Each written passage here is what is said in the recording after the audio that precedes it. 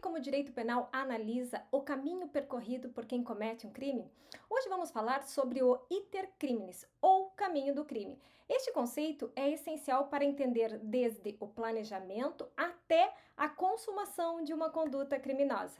Fique comigo até o final deste vídeo, porque vou explicar de uma maneira bem simples cada uma das fases com exemplos práticos que vão ajudar você a fixar o tema. E não esquece de se inscrever no canal e também de curtir este vídeo. Bom, o iter criminis são as fases que o agente percorre até chegar à consumação do delito. São ao todo 4 fases: a cogitação, a preparação, a execução e a consumação. Na primeira fase, ou seja, na cogitação, o agente apenas está pensando em cometer o crime, sopesando se deve mesmo cometer a infração penal. Cuida-se da fase interna, pertencente única e exclusivamente à mente do indivíduo. O simples pensamento é impunível.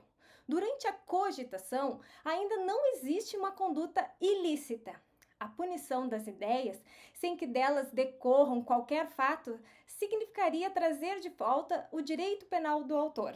A segunda fase, a preparação, compreende a prática de todos os atos necessários ao início da execução. Exemplo, alugar uma casa onde será mantido em cativeiro algum empresário que será sequestrado. Ou, por exemplo, conseguir um carro emprestado para ser usado em um roubo a banco.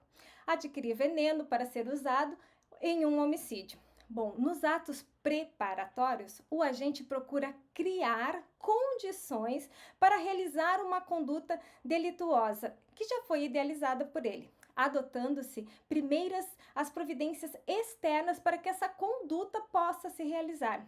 Os atos preparatórios, em regra, são impuníveis.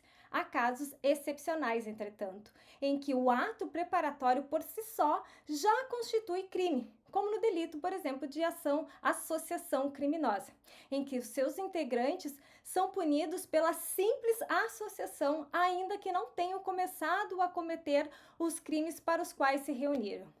Outro exemplo é o artigo 5º da Lei 13.260 de 2016, cujo caput pune a conduta de realizar atos preparatórios de terrorismo, com o propósito inequívoco de consumar tal crime. Neste caso, aliás, pode ser abarcados até mesmo atos prévios ao que comumente seria considerado como preparação. E os atos executórios? A execução começa quando o agente pratica os atos diretamente relacionados ao tipo penal, ou seja, os atos que têm relação imediata com o crime. Os atos executórios trazem a maneira pela qual o agente atua exteriormente para realizar aquela conduta idealizada e, por vezes, já preparada. Em regra, a conduta humana só é punível quando iniciada esta fase. Isto é, na terceira fase, a execução, que começa a efetiva agressão ao bem jurídico tutelado. É o momento em que o agente começa a realizar a conduta descrita no tipo penal.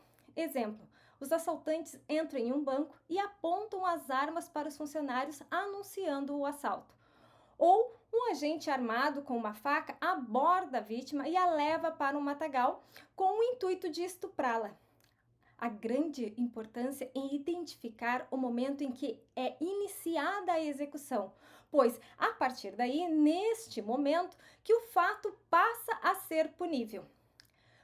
E como saber então quando cessou a preparação e iniciou a execução?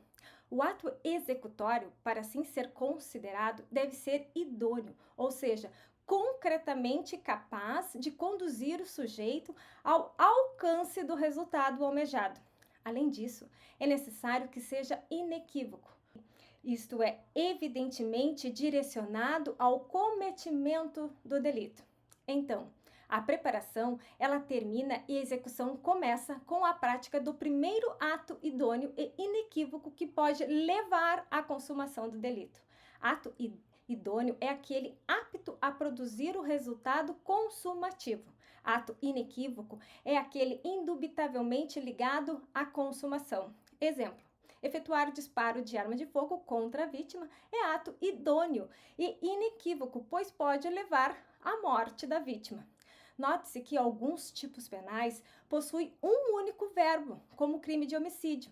E neste delito é evidente que o início da execução ocorre com a prática do ato idôneo e inequívoco que visa a produção do evento morte. Há, contudo, alguns tipos penais que possuem mais de uma conduta típica, como o estupro, em que o agente inicialmente ele emprega da violência ou a grave ameaça para dominar a vítima e em seguida com ela realiza o ato sexual não consentido. Neste caso, o início da execução não se dá no momento em que o agente principia o ato sexual, mas sim no instante em que ele emprega violência ou grave ameaça contra a vítima.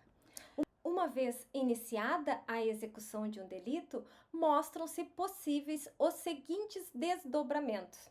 O agente não consegue consumar a infração penal por circunstâncias alheias à sua vontade. Nessa hipótese, o crime considera-se tentado.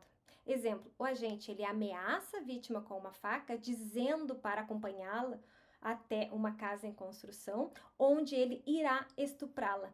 Mas a vítima se aproveita de uma breve distração do agente e consegue fugir antes da prática de qualquer ato libidinoso. Outra situação, o agente ele desiste voluntariamente de prosseguir nos atos de execução, hipótese em que ele só responderá pelos atos já praticados. Temos aqui a chamada desistência voluntária.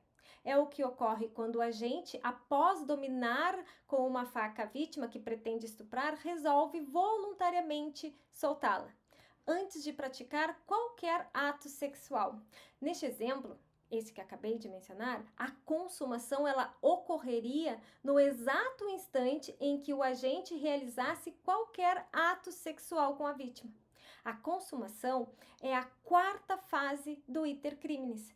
Ocorre quando todos os elementos exigidos pelo tipo penal são concretizados, os objetivos, subjetivos e normativos. A consumação, ela assinala o instante da composição plena do fato criminoso, encerrando o iter criminis, que é a última etapa deste percurso, tendo-se então o crime consumado. Agora que você já conhece o iter criminis, fica claro como o direito penal ele analisa cada etapa do crime, desde a cogitação até a consumação.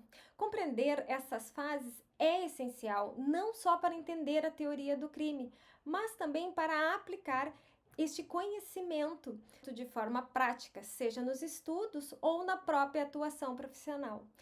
Bom, se você gostou desse vídeo, não esquece de se inscrever no canal e também de deixar esse like. Até o próximo vídeo.